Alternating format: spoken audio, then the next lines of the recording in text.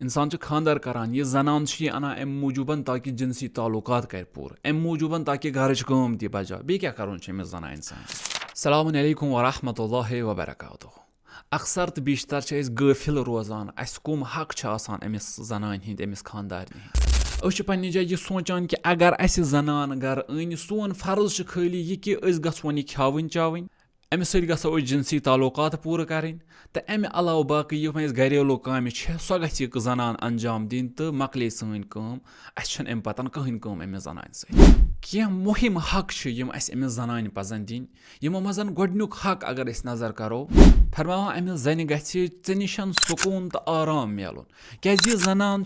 गर त्रवित यथ जाय अमिस सुकूनुक सारे खुद बोड़ हद सह सुकून सो इत्मीनान गे निशन पैदा कर निशन सो इत्मीनान लबन सो सुकून लबन तिथ कन गस अमिस सत पेश